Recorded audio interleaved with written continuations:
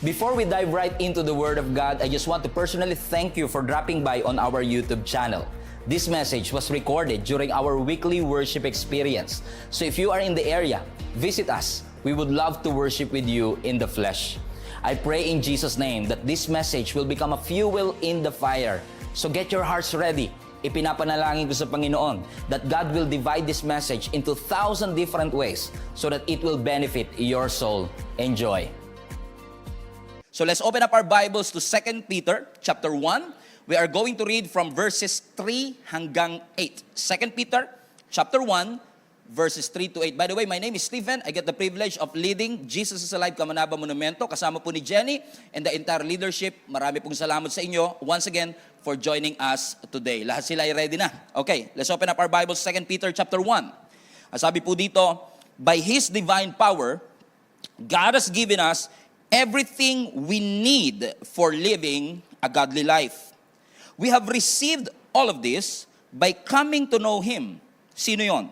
The one who called us to Himself by means of His marvelous glory and excellence. Verse 4, and because of His glory and excellence, He has given us great and precious promises.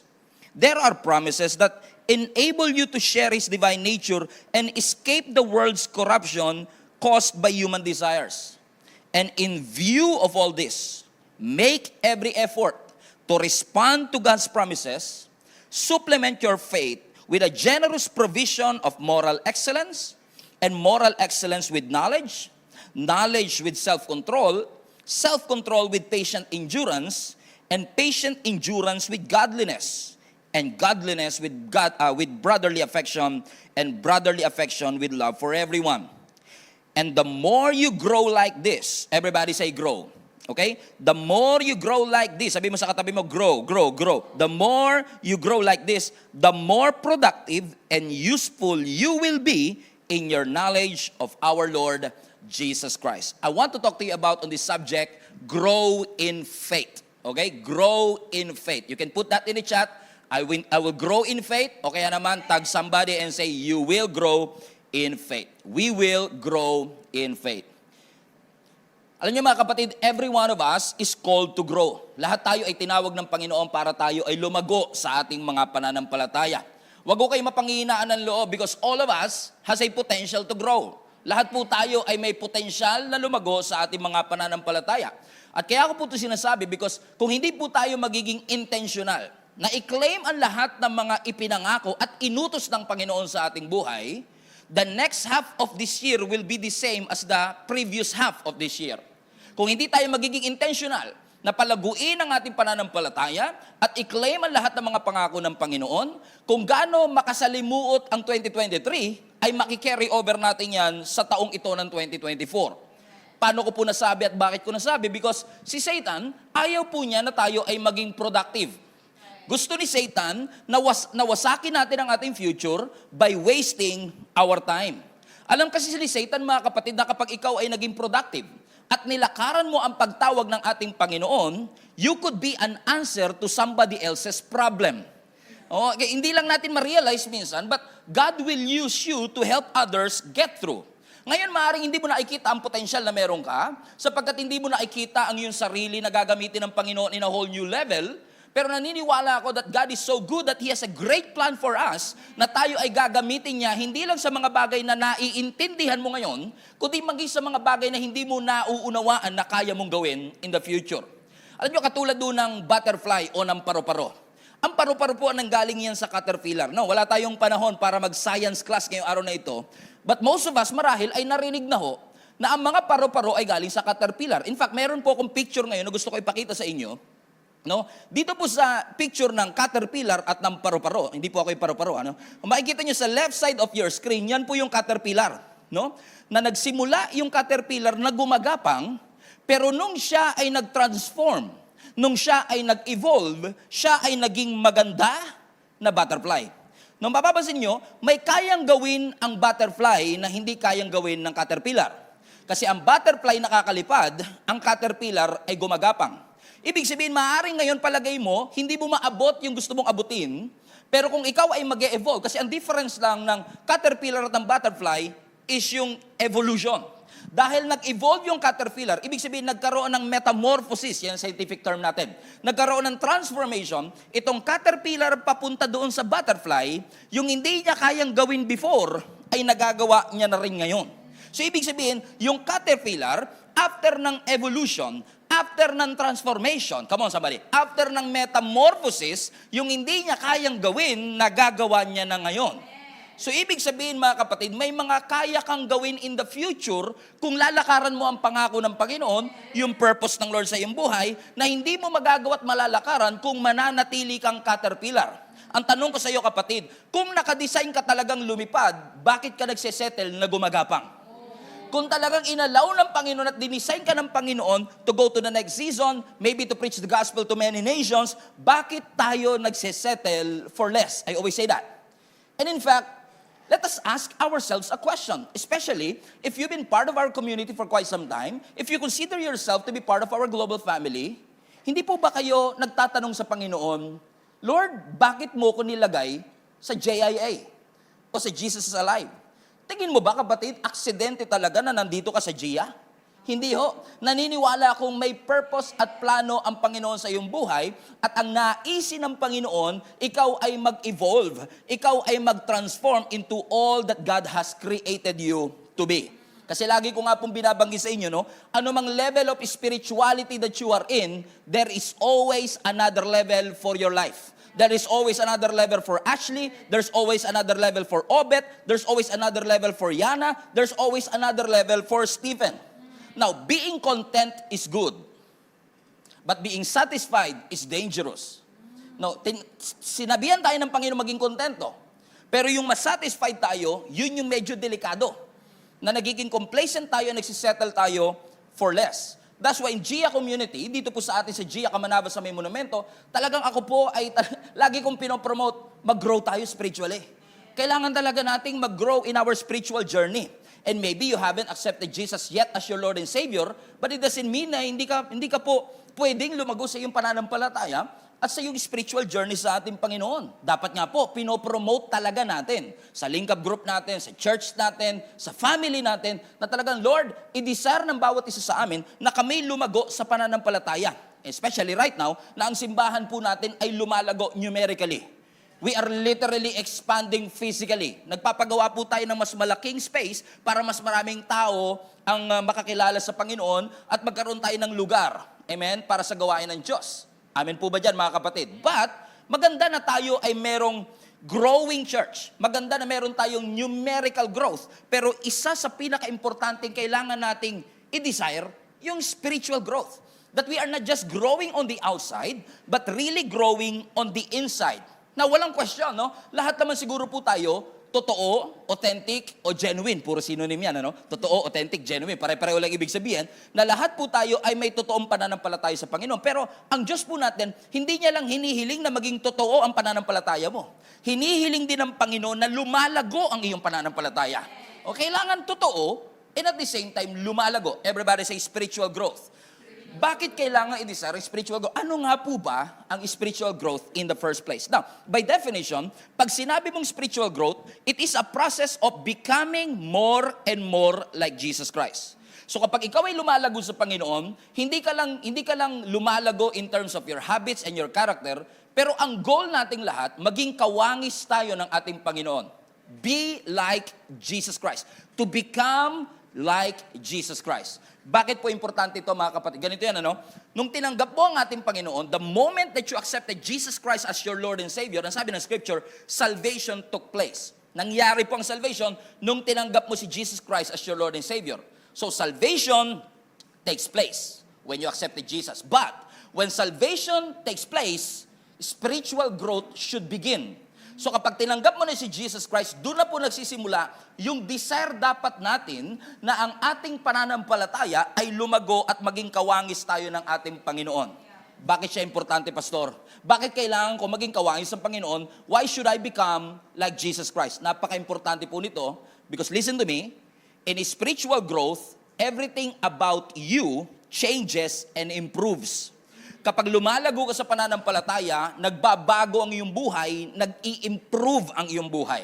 Kapag ikaw ay merong spiritual growth, na-enhance nito yung ability mo to deal with challenges and difficulties in life. Hindi ka basta-basta sumusuko. Hindi ka basta-basta nangihina. Sa spiritual growth, nabibigyan ka ng sense of purpose. Nabibigyan ka ng sense of meaning. Dati ang ginagawa mo lang, nag-church ka lang, pero habang tumatagal, mas lalo mo nare-realize, may plano pala ang Panginoon sa akin. Nung tinanggap ko pala ang Panginoon bilang aking Diyos at tagapagligtas, yung citizenship ko dito sa Pilipinas, nadagdagan ng isa pang citizenship.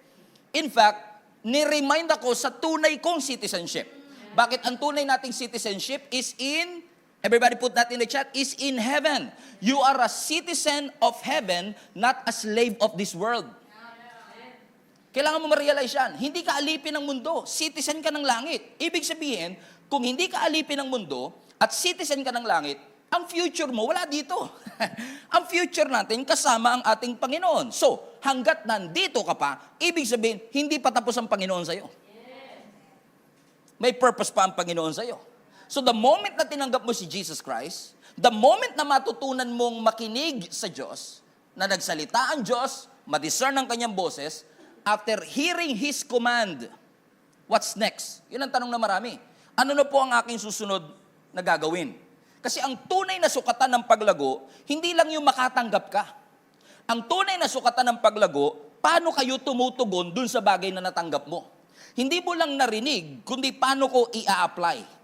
Because there is more than just believing. Hindi lang paniniwala, kundi paano ko lalakaran. Paano ko i-apply ang mga bagay na pinaniwalaan ko sa aking buhay. Listen to me, my friend. You must understand that there is a bigger purpose ang Diyos sa buhay mo. Okay? Mas malaki ang purpose. Ang purpose ng Diyos sa'yo, hindi ka lang matulog 1/3 of your life. Ang purpose ng Lord sa'yo, hindi lang kumain, hindi lang magtrabaho, again, 1/3 of your life. Ang purpose ng Panginoon is bigger than yourself. In fact, God's purpose for you is much larger than what you comprehend. Let me repeat. God's purpose for you is much larger than what you comprehend.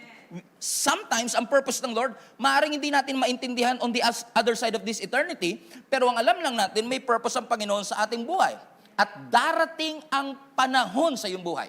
Okay? Darating, pagdating ng panahon, sabi nga ni Isa, pagdating ng panahon, darating ang araw na marirealize mo, mga kapatid, na may mga pangangailangan ka na hindi mariresolve ng religious routine.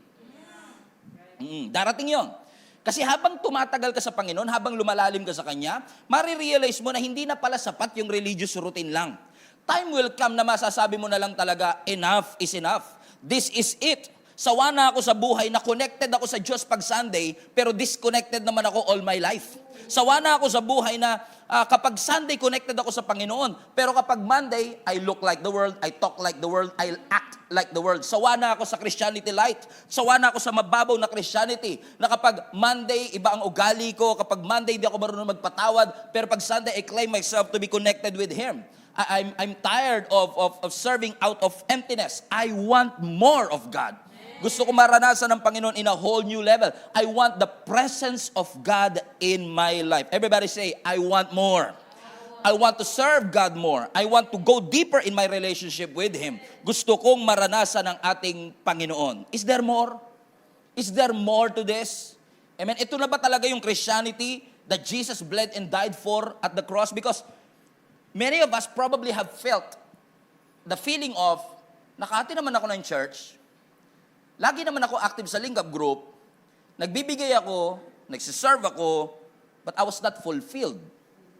Is there more? Is there, ask yourself a question, tag somebody, is there more? Meron pa bang mas malalim na paghuhugutan? Meron pa bang mas malalim na gustong mangyari ang Panginoon sa aking buhay?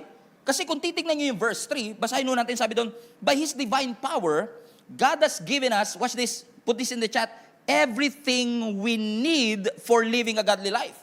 So kung ang gusto natin mangyari ay mamuhay na naaayon sa kalooban ng Panginoon, sinabi rin ng Scripture na binigay na ng Panginoon lahat ng kakailanganin mo para ma-accomplish at magawa iyon. In fact, napakaganda po nitong 2 Peter chapter 1. Ito po ay isa sa kinukonsider na pinaka-dense na passages in all of the Bible. Pag sinabing dense, parang siksik. No? Siksik, and as much as we want to na i-digest talaga ng totoo ang lahat ng mga words dito sa text na ito, we have a limited time. Pero kung titignan niyo yung konteksto nito from 1 Peter, sa 1 Peter kasi, ang dinidil ni Peter dito is yung external challenge, which is yung persecution, yung oppression na nararamdaman nila sa kanilang pananampalataya. On the other hand, sa 2 Peter, nagkaroon naman ng internal challenge. So sa 1 Peter, external, sa 2 Peter, internal. Ito naman pumasok yung mga deceptive teaching na may mga bago sa pananampalataya na nadadaya sapagkat akala nila better is always good. Na parang yung better kasi naging relative, hindi kasi porket better. Kasi, halimbawa, you become a better Christian o a better thief. Para yung better yun Mas magaling na magnakaw, mas magaling na Christian. Pero better is relative. It depends on how you use it. So, parang ang pakiramdam nila is, magsettle na kami sa ganito, ito na yung ginawa ng Panginoon sa atin. At ini-imply ni Peter dito sa passage ng Scripture na ang growth natin, ang paglago natin should be happening every single time. Kasi parang sa atin, di ba, sa biological growth natin, sino ba rito pinanganak? Wala naman sigurong hindi pinanganak, ano? Lahat po tayo ipinanganak. Pero nung tayo ay ipinanganak, ang goal ng mga magulang sa atin ay palaguin tayo, palakihin tayo from infant to a responsible adult. Ganon din po sa spiritual journey natin. The moment na tinanggap mo si Jesus Christ as your Lord and Savior, you are in essence, amen, born. Kaya nga tayo, we were born again in the Spirit. Hindi naman tayo bumalik sa tiyan ng nanay natin, pero in the Spirit, the moment you accept Jesus Christ, para kang ipinanganak na muli. So when you got born again, katulad ng biological growth, nung ipinanganak, hindi po pwedeng tapos na doon. Nung ipinanganak, doon pa lang nagsimula. Ibig sabihin, sa birth, amen, hindi doon natatapos. It should not stop there. Kasi lagi nga natin sinasabi, growing old is mandatory, growing up is optional. Lahat tumatanda, pero hindi lahat ay may pinagkakatandaan. So, kailangan natin ng spiritual growth. So, many of you are probably asking me at this point, Pastor, I want to grow in my faith, but how will I grow in my faith? Okay? How will we grow? Based on the text that we've been reading, paano nga ba tayo lalago sa ating pananampalataya? Number 1, if you want to grow in your faith, get to know Jesus. Okay? Get to know Jesus. Put that in the chat. Get to know Jesus Christ. Basahin ulit natin yung verse 3. Ang sabi ng Scripture, by His divine power, God has given us everything we need to live a godly life. We have received all of this by coming to know Him, the one who called us to Himself. Napansin nyo, no? We have received all of this by coming to know Him, the one who has called us to Himself by means of His marvelous glory and excellence. Now, ang trick dito mga kapatid is to read this upside down. No? Basahin natin pabalik. Ang sabi nung part ng verse 3, sa kalahati, ang sabi doon, na-receive namin ito by coming to know Him. Gusto nyo ba na makilala pa ng mas malalim ang ating Panginoon? Yes. Okay, gusto natin. Amen. Paano na anong goal natin? Kung gusto natin makilala ang Panginoon, ano ang goal natin? Balikan niyo. Ang sabi ng John is to live a godly life. Pero kung babalikan niyo pa all the way, ano ang magiging reason para magawa natin 'yan is by His divine power. Look at verse 3. Sabi nun, by His divine power, God has given us everything we need. Everybody say divine. Now, that's interesting. Kasi, ang sinasabi ng Scripture, hindi ka lalago on your own kili-kili power. Hindi ka lalago on your own self-made, man-made power. Hindi ito base sa baterya o fuse. Yung growth na mangyayari sa buhay mo into all that He has created you to be so that you will get to know Jesus Christ more and more in your life. If you want to pursue Jesus Christ, you need a divine power. Amen? Ano ba ang kayang gawin ng divine power? Mga kapatid, ang kaya lang naman gawin ng divine power, mag-create ng universe. Magpaikot ng mga planeta, isustain ang earth, magpagaling ng sakit at bumuhay ng mga patay. Ganun lang naman. Ganun lang kasimple. Amen? Ganun lang kasimple na ang sinasabi ng Scripture, dahil sa divine power ng Panginoon, ang sabi ng Bible, binigay niya na yan lahat ng kakailanganin mo para ikaw ay lumago sa iyong mga pananampalataya. Ibig sabihin, as a Christian, bilang mananampalataya ng Panginoon, you can grow as much as you want because you have an access to divine power. Pwede kang lumago as much as you want. You can eat all you can. Dahil alam natin mga kapatid na meron tayong access sa divine power ng ating Panginoon. Hallelujah! Ibig sabihin dahil divine power siya, it is the work of the Holy Spirit in your life. Kaya pala sabi ng Philippians, I can do all things, blank. Put that in the chat. I can do all things. Ano yung kasunod? Through Christ. Hindi siya through me. Hindi siya through my strength, through my talents or giftings. You can do all these things. You can grow in your faith through Christ who strengthens you. For what reason? For what reason? Ano sabi uli ng verse 3? So that we can live a godly life. Amen? Para tayo ay magkaroon ng makadiyos na buhay. Amen? How? Paano yun? By coming to know Jesus Christ. That's on verse 3 as well. That's our goal. Mapursue natin ang ating Panginoon. Because you have to understand, my friends, that as a Christian, actually kahit hindi, Christian ka man o hindi, we are all shaped. Even as I speak. We are shaped all the time. You can be shaped externally. Kung ano-ano kinakain mo, makaka-apekto yun sa physical na hugis ng katawan natin. Lagay mo nga sa chat, wag namang usapang katawan, pastor. Okay? So kung paano ka kumakain, ano ang iyong kinakain, paano ka natutulog, ano ang nilalagay mo sa katawan mo, paano ka nag-exercise, you are being shaped externally. Pero hindi ka lang shaped externally, hindi ka lang nagkakaroon ng hugis externally, ikaw rin ay nagkakaroon ng hugis internally. Ang tawag ko dyan ay spiritual formation. So nagkakaroon ka ng physical formation kapag depende sa kinakain mo, paano ka matulog, paano ang ginagawa mo. Kasi, kaya di ba, 10 years ago, minsan iba na itsura natin because of what we do externally. But mas importante rin yung internal formation. Bakit? Kasi hindi lang to base sa kinakain mo, paano ka mag-exercise, kundi paano ka mag-isip. Ano yung pinapapasok mong mindset sa iyong isip? Takot ba yan? Anxiety ba yan? O in love? Tingnan mo, pag in love ang tao, halatang-halata mo sa kilos niya. Di ba? Pero kapag takot na takot, halatang-halata mo rin sa kilos niya.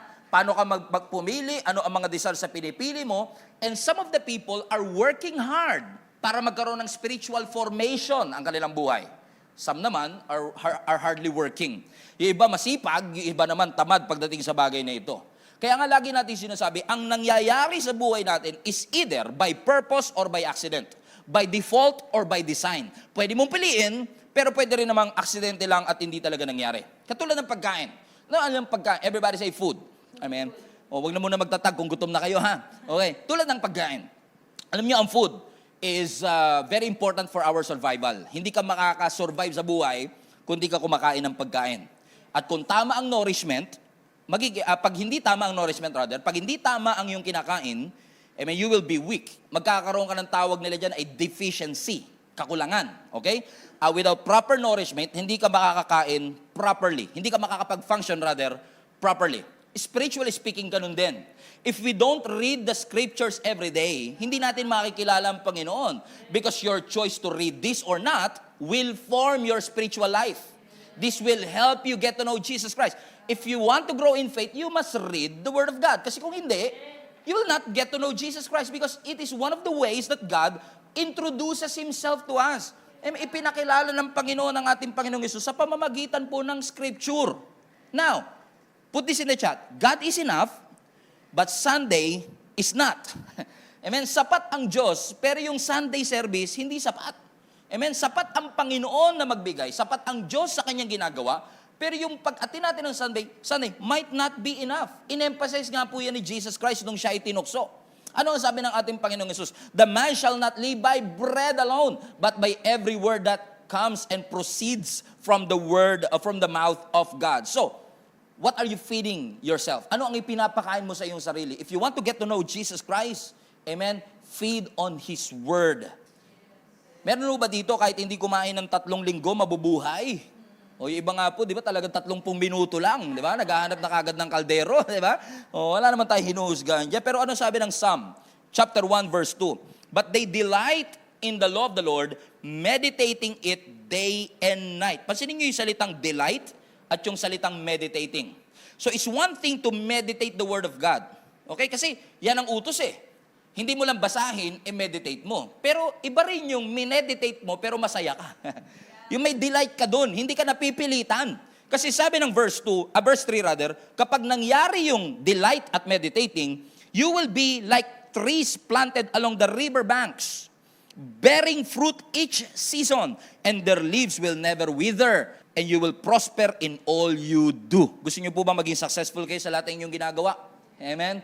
Ang sabi ng scripture, those who meditate the word of God day and night, God will give them good success. Always remember this, the Bible is not just a good book.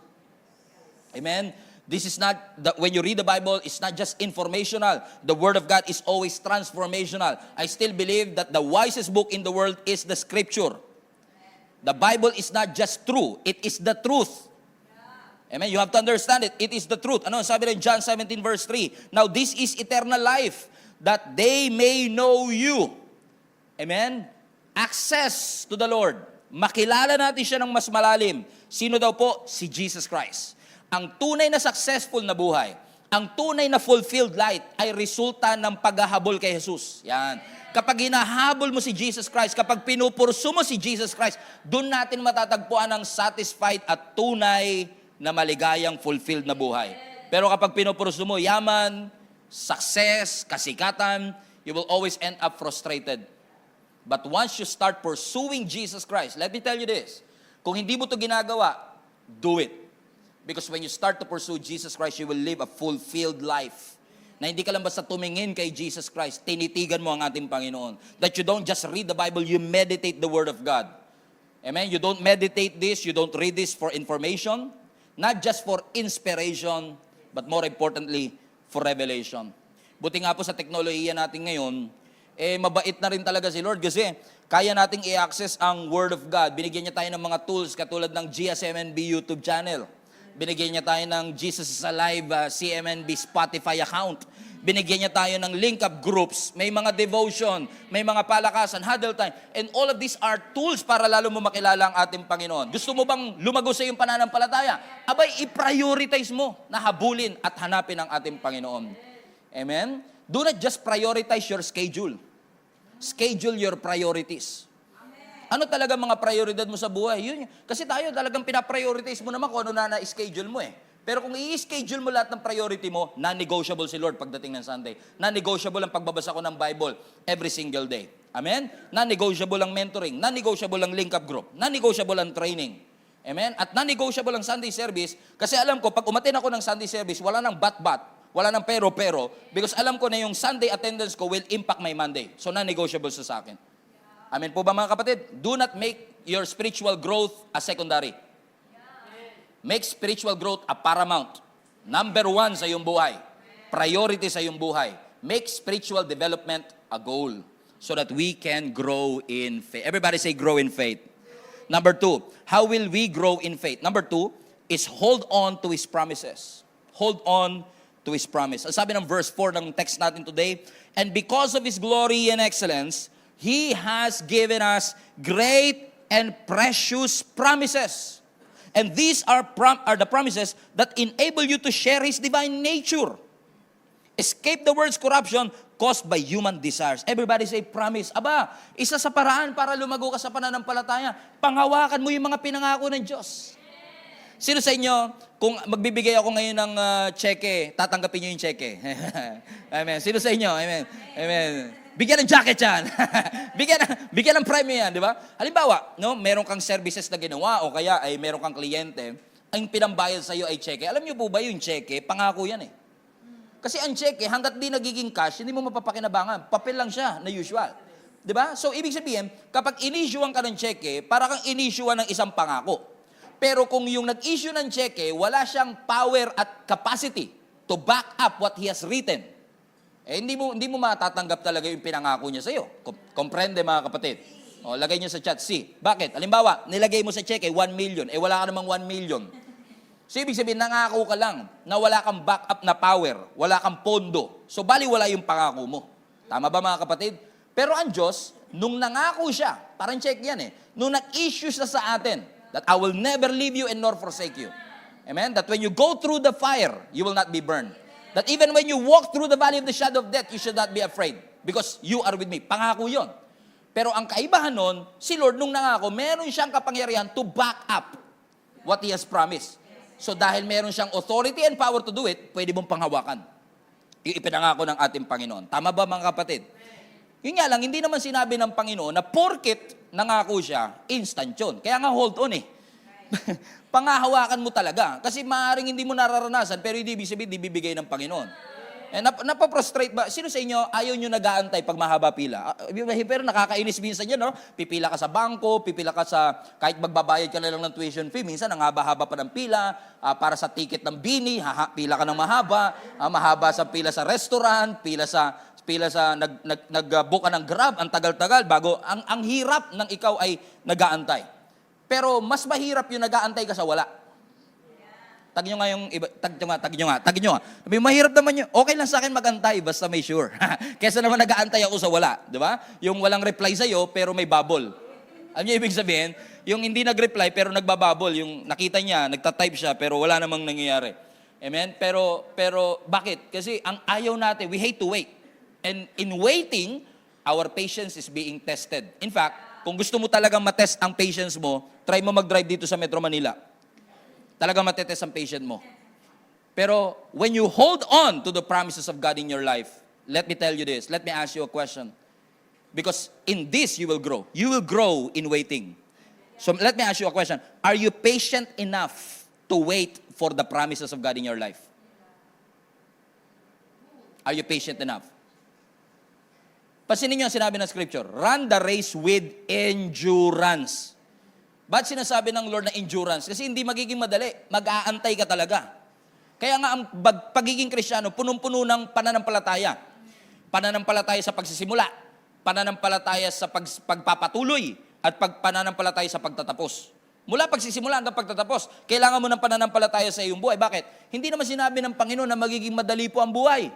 There will be wow days, may mga ow days. May mga highs and lows, mountain top and valley experience. May mga miracle na biglaan, may mga miracle na 30 taon. May mga miracle na hindi mo kagad makakukuha. Pero, inaalaw ng Diyos yun to test our patience. Tandaan nyo to, kung ang buhay natin perpekto, kailangan mo pa ba si Lord? Di ba? Buti nga po, hindi perpekto ang ating buhay. Kasi tinuturuan tayo ng Lord ng determination, ng endurance. Nung bago ka palang Kristiyano, naalala niyo po, nung bago pa lang kayo Christian, ang lagi niyo pinupost sa Facebook, I have decided to follow Jesus. Eh nung 10 years ka na, I am determined to follow Jesus. Kasi hirap na eh. Talagang hindi na to basta choice. Determinado ka na dapat. Kasi ang hirap kasi, Lord, nangako ka, pero ba't hindi nangyari sa akin to? Kaya nga kailangan nating i-develop ang ating pananampalataya. Alam niyo, ang pananampalataya, hindi responsibility ng Diyos yan. Responsibility natin yan. Our faith is our responsibility. And when you say you have faith in God, you believe in the Lord, and you believe that He exists. He believe yet you can. In faith, you can see the impossible. In faith, you can do the impossible. Hindi mo lang makikita, magagawa mo, mararanasan mo, pero kailangan kang dumaan sa mga testing. Kailangan kang dumaan sa mga pagsubok ng buhay. Taas nga po kamay, pakita nyo sa katabi nyo, kung kayo ay dumaan na sa mga pagsubok. O napansin nyo ba yung mga pagsubok na pinagdaanan nyo, patindi ng patindi? Hindi padali ng padali. Di ba akala natin, pag Kristyano ka na, dumadali na. Hindi nga eh. Habang tumatagal, pahirap ng pahirap ang mga problema. Pero pansinin nyo to. Lahat ng high quality disciple, nakaranas ng high quality problem. O kaya sila naging high quality. Kaya naging determined. Kaya malalim kay Lord. Kasi matindi rin ang mga pinagdaanan nila sa kanilang buhay. Amen? Eh minsan tayo, Lord, bawasan nyo po problema namin. Alam nyo magandang prayer? Lord, i-increase nyo po yung quality ng problema ko. Kaya natin ipag-pray yun? Lord, wala bang mas mahirap?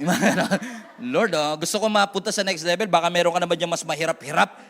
Amen? Kaya ang sabi ng scripture, no, may pinangako ang Panginoon, so we must hold on to that promise. Maging determinado ka. Amen? Na kung hindi man mangyari sa iyo, pwedeng i-fulfill ng Lord sa apo mo. Pwedeng i-fulfill ng Lord sa iyo mga anak. Kaya nga sabi ng Isaiah 60 verse 22, sa last part, at the right time, I, the Lord, will make it happen. Amen? Everybody put that in the chat. At the right time. Sa tamang panahon, the Lord will make it happen. Why? Bakit natin kayang panghawakan yan? Kasi alam natin, our God is faithful. And He is faithful to His promises. And let me just remind you, in case you forgot, the faithfulness of God extends through generations. Kung tapat ang Panginoon sa aking mga lolo, sa aking tatay, sa aking mga magulang, by the way, Happy Father's Day sa lahat ng mga tatay. Kung tapat ang Panginoon sa ating mga magulang, sa ating mga tatay, may pangako ang Diyos that faithfulness extends through generation. Tapat siya sa generation natin, magiging tapat siya sa mga future generation. Amen? Because He is faithful. Amen? Do you want to grow in your faith, mga kapatid? Sino sa inyo gusto niyo lumago kayo sa inyong pananampalataya? Amen? Ano yung una? Habulin natin ang Panginoon. Amen? Pursue Jesus Christ. Talagang habulin natin ng Diyos. Hindi kasi natin mangyayari kung hindi natin kikilalanin ng Diyos. Everybody say, get to know Jesus Christ. Number 2, hold on to His promises. At ang pangatlo, and I will close with this, supplement your faith. Amen? Supplement your faith. If you want to grow in faith, you must supplement your faith. Anong sabi ng verse 5? In view of all this, make every effort to respond to God's promises. Watch this. Read this together. Supplement your faith with a generous provision of moral excellence with knowledge. Yung knowledge, self-control. Yung self-control, isupplement mo ng patient endurance. Yung patient endurance with godliness. And godliness with brotherly affection. And brotherly affection with love for everyone. So, ano sinasabi ng Scripture? Supplement your faith. Now, I wrestle with this text, no? Because yung word na supplement, rather, pansinin nyo, pag sinasabi mo kasing supplement, di ba, parang laging dagdag mo. Di ba? Kumbaga parang pagka kaya ka nagkakaroon ng, alimbawa, sa katawan natin, sino sa inyo mga nagba-vitamins? No? Di ba, supplements yan eh.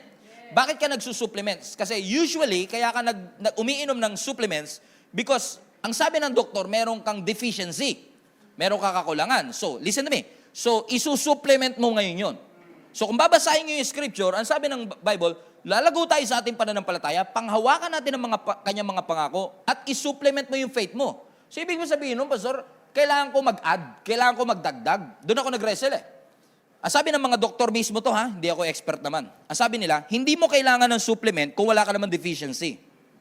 Okay? So, kaya ka nagsusupplement kasi mayroon kang iron deficiency. Mayroon kang, nag-invento na lang ako, protein deficiency. Okay? Or whatever deficiencies that you have. So, ibig sabihin, kaya ka may supplement kasi may deficiency. Pero, yung Greek word ng supplement your faith, watch this. Lapit kayo sa akin. Yung Greek word ng supplement, hindi yung magdagdag ka dahil deficient. Yung supplement dito is actually, watch this, is the outcome of your faith. So, hindi mo dinadagdag, lumalabas sa'yo. Guess nyo ba? So, sa supplement, iinom ka ng gamot. Pero yung supplement your faith, ang sinasabi ng scripture dito, when you grow in faith, yung mga moral excellence, yung knowledge, lahat yun ay produkto. Lahat po yun ay outcome. Kaya pansinin niyo yung sinabi ng scripture ulit sa verse 10, in view of all this, make every effort, verse 5, make every effort to respond to God's promise. Everybody say response. Yun yung clue na kagad eh. Amen? Na magre-respond. May pinangako ang Diyos and make every effort to respond. Amen? So ibig sabihin, yung supplement na yun, yung moral excellence, yung knowledge, yung brotherly affection, yung love for everyone, yung self-control, hindi yun yung bagay na, okay, gusto pala ng Panginoon para mag-grow ako, may self-control ako, may endurance ako, may godliness ako, may brotherly affection. Tama po yun. Pero, ang sinasabi ditong supplement is that when you put your faith in Jesus Christ and when you grow in Him, automatic yung lalabas. It will supplement your faith. Amen? It will complement your faith. Ibig sabihin, ang supplement pala rito, hindi lang yung nagdagdag ka, kundi yung may idinagdag ka dahil doon sa pananampalatayang lumabas sa'yo.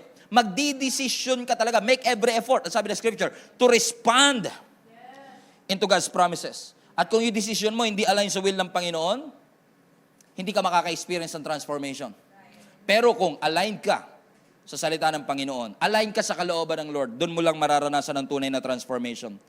Anyo, yung future natin, huwag nyo nang pakialaman yan, kay Lord na yan eh. Okay? God is in charge of our future. God is in charge of our destiny. But we are in charge of our choices. We are in charge of our decisions. So when you say supplement, hindi to talaga technically dagdag, kundi may ibabawas tayo. So that these things will be developed in you. Because when you really want to grow in your faith, some things in your life must go. Some bitterness must go. May mga mindset na kailangan palayasin.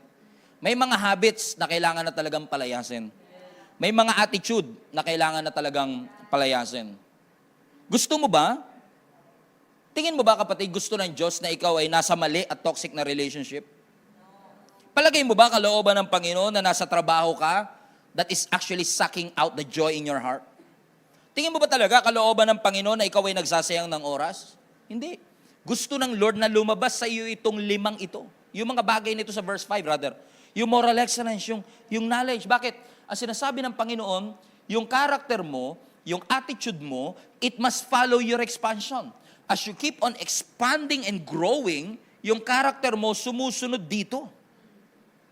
Amen po ba mga kapatid? At maaari ngayon, hindi mo yan makita sa sarili mo. Because may mga tao na hindi ka tinitignan bilang leader, hindi ka tinitignan bilang a mature figure in their life na makakatulong sa kanilang journey, sa kanilang pananampalataya. Sasabihin na iba, you're too young, uneducated, unqualified, but God sees something in you that you don't see in yourself. God sees something in you that other people don't see in you because God always looks at the heart. Kamusta ang iyong puso, kapatid? Kaya pala talagang minsan ihalo ng Lord na dumaan tayo sa pagsubok, no? Pakinggan niyo ako, mga kapatid, ha? Hindi ako nagbibiro, ha, pag sinabi ko to. Hindi ka pinagtitripan ng Diyos kapag inalaw ka niyang dumaan sa pagsubok. May rason yun. Ang purpose ng Lord, i-develop ang character mo para itong supplements na ito lumabas as you grow in your faith. Kaya nga, sabi ng Lord, hold on to the promise. Respond to the promise. Ano lahat yan? Response yan eh. No, response mo sa mga ginawa ng ating Panginoon. He is testing your faith. How are we going to respond to this? Paano po tayo magre-respond sa mga pagsubok? Kasi pag tinignan mo ang buhay mo yun, parang tuyong-tuyo. Pag tinignan mo ang buhay mo, parang wala ka ng pag-asa. Pag tinignan mo ang buhay mo, parang wala nang mararating. Naalala ko, as I close with this, yung story ng Death Valley. Ano sa South America, meron silang tinatawag na Death Valley. Nasa screen nyo ngayon yung picture ng Death Valley. Para itong disyerto, mga kapatid, na ikinukonsider ang Death Valley to be the hottest place. It is also considered to be the driest place in North America. Kilala ang Death Valley to be heat and drought. Pag init at tagtuyot, Death Valley yan. So ganyan na itsura niya. Pero, naging headlines ang Death Valley noong August 5, 2022. Just more than a year ago. Kung saan, ang sabi ng reports, umulan sa Death Valley ng 2.2 inches of rain. Now, di ko rin alam kung gaano karami ang 2.2 inches kasi pag inches, parang ang liit-liit. Pero, ang sabi ng statistics, sa isang taon, ang average na inuulan sa Death Valley ay 2.4 inches of rain. So, ibig sabihin, yung pang isang taong ulan, ibinuhos ng isang araw lang. Kaya kinukonsider nila na yung araw na yun ng August 5 is the wettest day of all time. Pinakabasang araw. Kasi nga naman, pang isang taon, ibinuhos. Ganyan ang Lord minsan eh. Kaya niyang i-accelerate at ibuhos yung mga bagay na ninakaw sa'yo ng kaaway. But that's not the message. Amen? Hindi ito first time na nangyari sa Death Valley kasi umuulan naman doon from time to time, pero very rare. Kasi nga 2.2 inches buong taon na, o 2.4 inches buong taon na, pero 2.2 ibinuhos ng Lord sa isang araw lang. It's not the first time. But it is the first time in more than 100 years na umulan ng ganong kalakas. And because of that, listen to me. Watch this. Tingin kayo sa akin. Tingin kayo sa akin. Because of this, nagkaroon sa Death Valley ng tinatawag na super bloom. Super bloom. Put that in the chat. Bloom. Super bloom. Alam niyo, nagbini kayo, di ba? Bloom. Okay? Mga blooms. Okay? Super bloom. Amen? Nagkaroon ng super bloom. Ano yung nangyari sa super bloom? Tingnan niyo sa screen. Sa super bloom, nagkaroon ng flowers, ng halaman. Amen? Yung hindi tumutubong puno, yung walang tumutubong kahit ano, dahil umulan ng isang araw, watch this, nagkaroon ng fruit, nag-grow yung mga halaman. And listen to me. For many years, people are thinking, yung Death Valley, kaya tinawag na Death Valley, patay na. Wala nang pag-asa eh. Kaya nga, Death Valley. Pero it turns out, it's not dead. It's not dead. It is just dormant. Amen? Na-hibernate lang.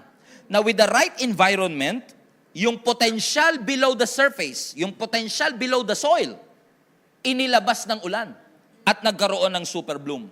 Ibig sabihin, kaya nga sabi ko kanina, everyone has the potential to grow kasi naniniwala ako na gaano mang katuyo ang iyong buhay ngayon. Naniniwala kung sa ilalim ng lahat ng katuyuan ito ay may mga seeds of potential na nilagay ang Panginoon sa iyo.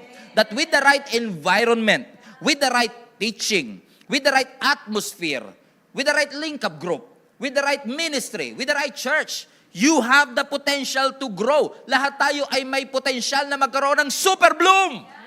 Amen. Lagay nyo nga sa chat, super bloom. Amen. Magkaroon ng super bloom. Amen. Magkaroon ng fruitfulness. Magkaroon ng maturity. Kasi sabi ng Psalms 92 verse 13, those who are planted in the house of the Lord shall flourish in the courts of God. It shall happen. You shall flourish. Amen? Ano daw? Those who are planted will flourish. Ano ang sinasabi ng Lord sa atin, mga kapatid? Listen to me. Lahat ng nakatanim, may potensyal na lumago. Those who are planted goes to the next level. Hindi ka inalaw ng Lord na maging part ng community na ito para lang punuin ang mga upuan. You are called para punuin ang langit. You are not just called to fill the seats. You are called to move forward.